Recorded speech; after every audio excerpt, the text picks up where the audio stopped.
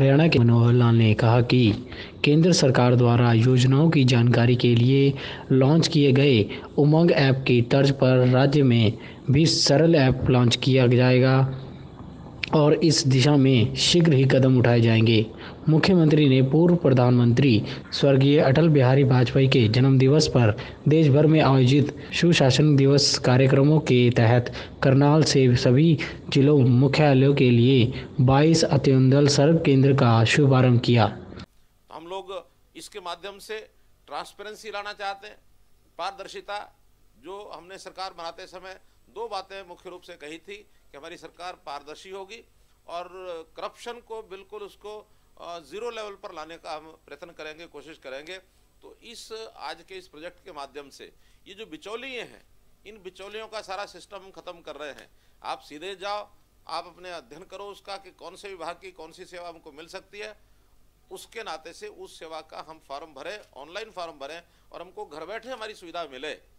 आपने देखा, अभी मैंने हेल्पलाइन से पूछा कि मुझे राशन कार्ड बनवाने के लिए क्या चाहिए, स्पष्ट बता दिया भाई 3 चीज़ें चाहिए। आज 3 चीज़ें ले जा करके अपने सर्व केंद्र पर जाइए और आपको उसके बाद कुछ करने की आवश्यकता नहीं है। अपने आप डिपार्टमेंट उसका जो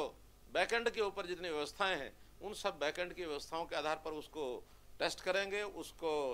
उसका सारा जो जांच करनी है वो जांच करेंगे और जांच करने के बाद आपका जो लाइसेंस है, आपका जो राशन कार्ड है, वो घर बैठे आपको पहुंचेगा। अब हमें ध्यान में है कि जब सबसे पहला हमारी सरकार का जो गुड गवर्नेंस डे 25 दिसंबर 2014 को हमने ई रजिस्ट्रेशन को लॉन्च किया था, जिस समय लोगों को यकीन नहीं होता था कि रजिस्ट्रेशन हमारी ऐसी भी हो जाएगी। इतना भ्रष्टाचार होता है बीच में, लोग रिश्वत के लिए जेब में पैसे भरकर लेकर के जाते हैं, लेकिन उसके बाद जो चेकलिस्ट है उन चीज़ों को लेकर के जाओ। आज स्थिति है कि आप सवेरे जा करके अपनी रजिस्ट्री कराएं और सायंकाल तक रजिस्ट्री आपको मिल जाएगी, उपलब्ध हो जाएगी। रजिस्ट्री आप लेकर के चले जाओ, और नहीं आप लेके जाएंगे तो आपके घर पहुंच जाएगी। हम डेली उसको मॉनिटर करते हैं कि आज किस तहसील पर कितनी रजिस्ट्रियाँ हुई, कितनी उसमें से घर पहुंची और कितनी पेंडिंग पड़ी हैं। तो ये व्यवस्थाएं सारी एक प्रकार से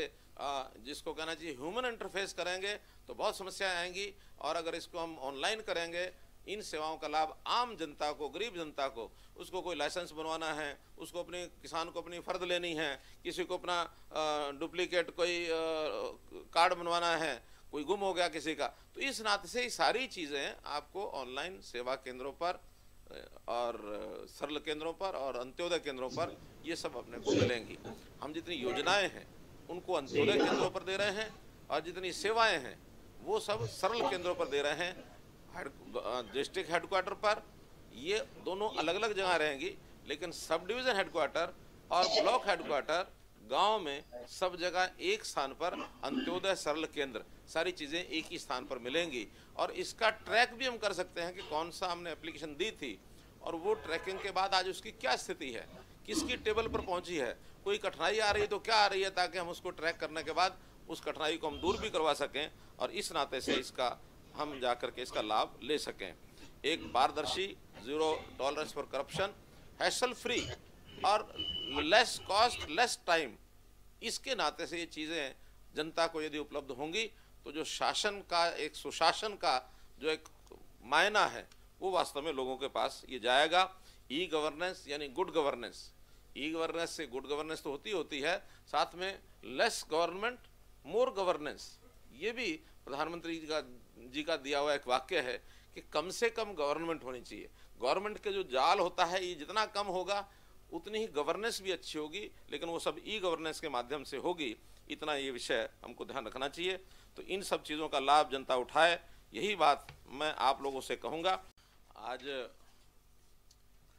करनाल से सभी जिला केंद्र हमारे जुड़े हैं,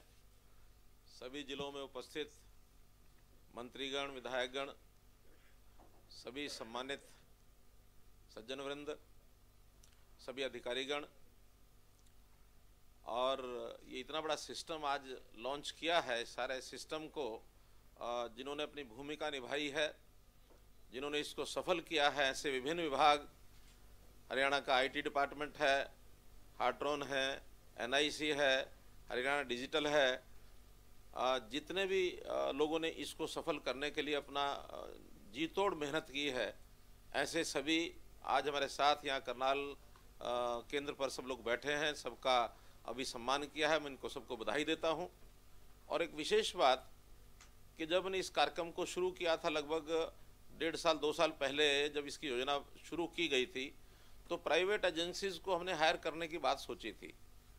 और अनऑफिशियली जब बातचीत हुई तो किसी ने कहा इस सारे प्रोजेक्ट पर 200 करोड़ लगेगा, किसी ने कहा 250 करोड़ रुपया लगेगा, किसी ने कुछ अपना अमाउंट बताया, किसी ने कोई बताया। हमने ये विचार किया कि हम अपने लेवल पर, हमारी जो टीम है IT डिपार्टमेंट की, हार्ट्रॉन की और जो बाकी 7 लोग जुड़े हुए हैं, इनके साथ मिल करके अगर करेंगे तो इस टीम ने उस समय विश्वास दिलाया कि बहुत कम खर्चे में ये सारा काम हो सकता है। और मुझे बताते हुए खुशी हो रही है कि कुल मिलाकर के इस 1.5 साल में सिर्फ 4 करोड़ रुपए में और ये सारा प्रोजेक्ट तैयार हो गया है।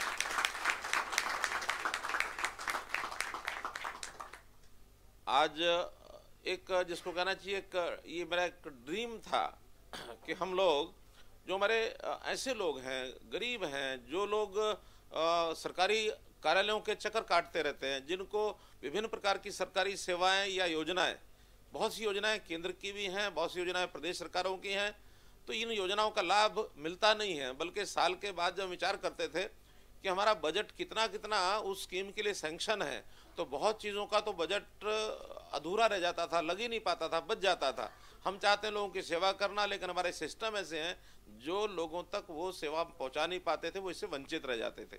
तो हम क्यों ऐसा कोई सिस्टम, आज ऑनलाइन का एक ज़माना आ गया, IT का नाते से हम क्या हर एक सेवा उनको डोर स्टेप पर पहुंचा सकते हैं कि नहीं पहुंचा सकते हैं। उसी में से प्रारंभ किया था हमने पहले